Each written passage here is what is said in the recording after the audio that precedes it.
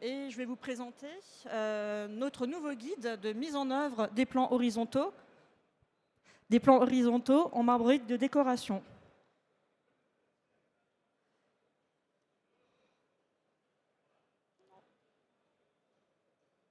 Ça marche pas?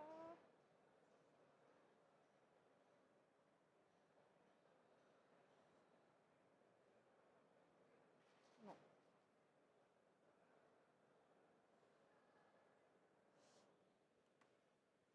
Voilà, donc déjà pour vous expliquer un petit peu le contexte du guide. Alors déjà ce qu'il faut savoir, c'est qu'il existe actuellement donc, une absence d'informations au niveau normatif et document technique sur tout ce qui concerne la réglementation de guide sur la mise en œuvre des plans horizontaux marbrite décoration.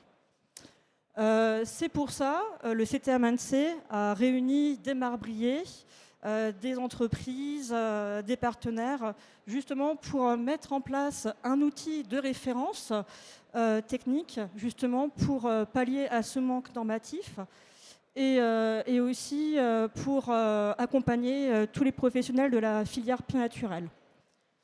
Donc, ce guide a pour objectif de fournir des recommandations techniques précises, claires et réglementaires en ce qui concerne la conception, la fabrication et la pose des plans horizontaux pierre naturelle. Donc, c'est, comme je vous disais tout à l'heure, proposer un cadre réglementaire pour pallier au manque de références normatives, harmoniser aussi les pratiques professionnelles et favoriser le dialogue entre les professionnels et aussi avec le client.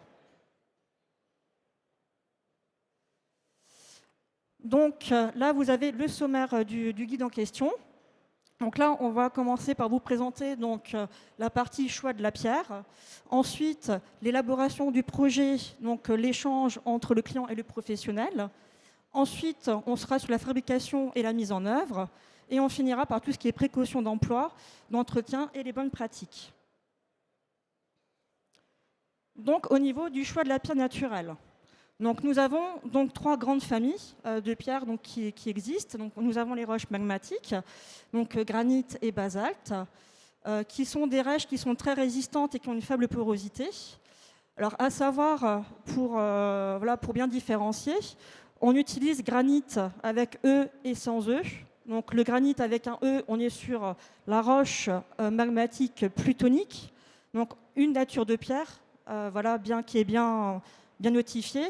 Par contre, le granit sans E, donc là on est sur une appellation plutôt commerciale qui va inclure toutes les roches dures, compactes, et inclure les roches magmatiques, les roches volcaniques, plutoniques et roches métamorphiques type gneiss. Ensuite, nous avons les roches sédimentaires. Donc là, on va inclure tout ce qui est calcaire, grès, travertin. Donc là, on va avoir une vaste gamme de couleurs et de textures, parce qu'en effet, on a un grain qui peut être plus ou moins fin ou plus ou moins grossier, avec une texture en surface qui sera ouverte ou plus ou moins fermée. Ça va vraiment dépendre le souhait du client. Et alors par contre, par rapport à cette pierre-là, on va avoir une sélection qui va être très minutieuse, surtout en lien avec la sensibilité aux taches et aux rayures. Et ensuite, nous avons les roches métamorphiques. Donc là, on est sur les marbres et les quartzites. Alors attention, marbre et pierre marbrière, on n'est pas sur les mêmes définitions. Donc pierre marbrière qui va inclure, on va dire, toutes les roches dures qui prennent le poli. Par contre, le marbre, par définition, c'est une roche métamorphique qui est issue du changement de métamorphisme du calcaire en marbre. Et ensuite, nous avons la quartzite. Donc en fait, ces pierres-là, elles vont avoir une très grande variété de couleurs, elles vont être très très résistantes, et ces couleurs vont être dues, on va dire, à des minéraux accessoires lors du métamorphisme, et qui vont venir, on va dire, donner une couleur différente à ces pierres.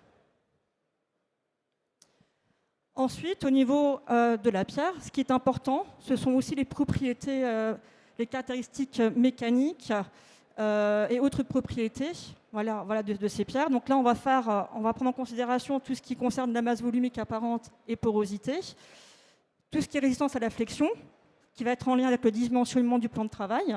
Ensuite, l'absorption, donc le pouvoir de pénétration de liquide au niveau du plan.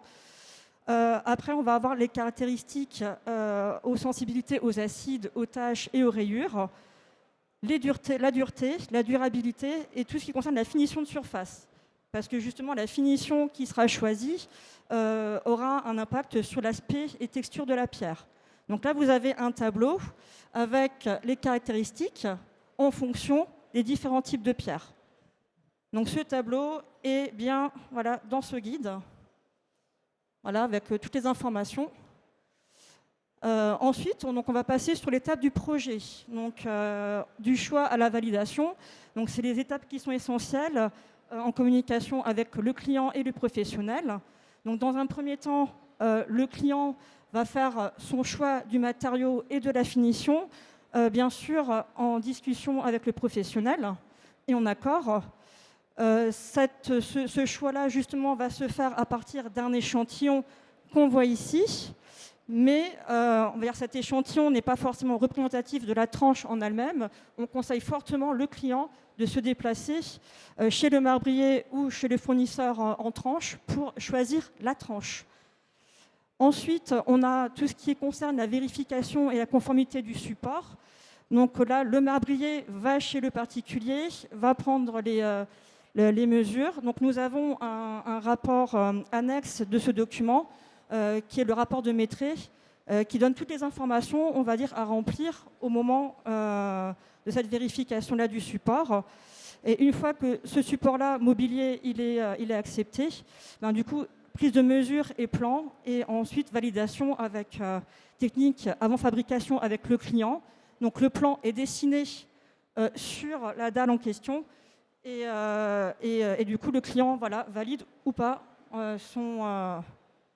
sa commande. Donc là, nous avons les différentes étapes de fabrication et de la mise en œuvre. Donc, les étapes clés, donc, ça va de la découpe de la tranche. Alors, bien sûr, au préalable, vous allez avoir le traçage sur la dalle et ensuite le contrôle de l'appareillage. Ensuite, la découpe.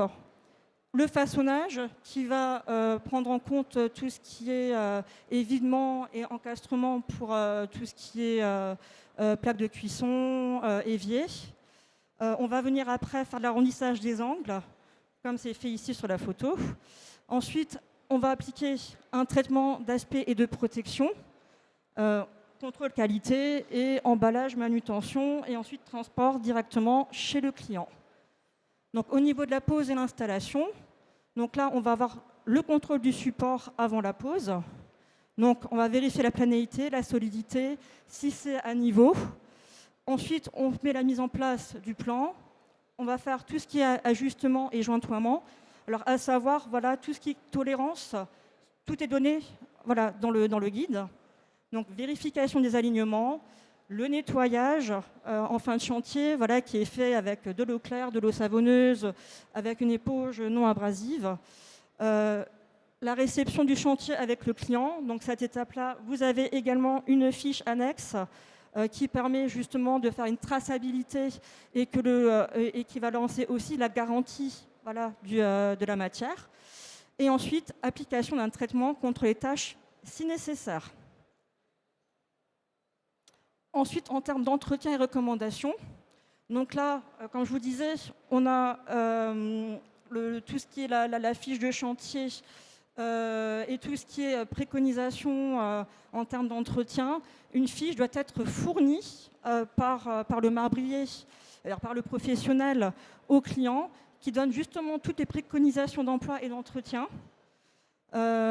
Ensuite, voilà, tout ce qui concerne, on va dire, les produits d'imprégnation, produits de traitement, il faut que tout soit agréé alimentaire. Et bien sûr, suivant l'usage de la pierre, suivant sa destination, le traitement doit être renouvelé si nécessaire. Voilà. Au niveau des bonnes pratiques pour l'utilisateur, donc forcément, on va utiliser un produit adapté à la pierre naturelle. Le nettoyage va toujours se faire à l'eau claire, légèrement savonneuse, avec une éponge non abrasive. Ensuite, bien sûr, éviter tout ce qui est nettoyant agressif, alors notamment sur tout ce qui est pierre calcaire. Alors bien sûr, voilà, pour éviter justement les chocs thermiques, donc utiliser des dessous de plat ou des dessous de verre, voilà, pour éviter les tâches. Voilà, donc là vous avez une belle illustration avec une bouteille de vin, voilà, à ne pas laisser.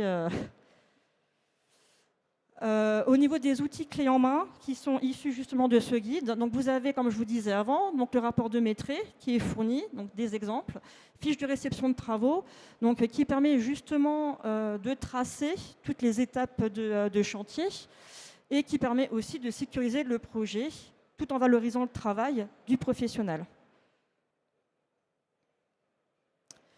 Donc, pourquoi choisir la pierre naturelle? Déjà parce qu'on est sur un matériau durable et écologique, qui a d'excellentes performances environnementales. Voilà, donc on a aussi une unicité du produit, donc chaque pièce sera unique, donc chaque plan de travail, voilà, on aura une pièce purement unique avec une grande variété esthétique de veinage, de couleurs et une longévité et une résistance voilà, qui va de pair. Donc, d'un point de vue, on va dire, recommandation finale, donc l'objectif de ce guide, c'est de donner tous les éléments pour bien choisir la pierre selon son usage. Aussi, le client, faut qu'il ait connaissance de bien choisir la tranche et la finition à l'aide du professionnel.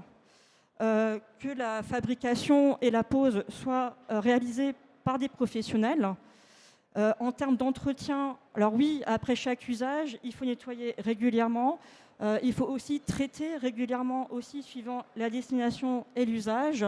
Et après, pour toute autre question justement d'entretien, de bonnes pratiques ou de conseils pour les professionnels, donc vous avez voilà, le guide qui est présent. Et n'hésitez pas à passer nous voir directement à notre stand voilà, au CETA Mansé. Merci à vous.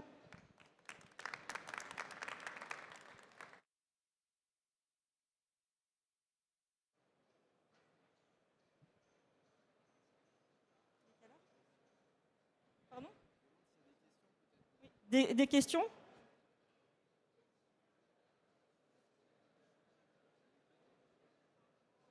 Oui, oui, oui, oui. Là, justement, tu peux venir le récupérer au stand.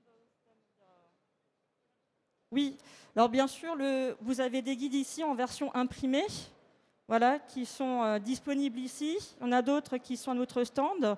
Et bien sûr, le guide est accessible sur notre site internet. Voilà, donc n'hésitez pas.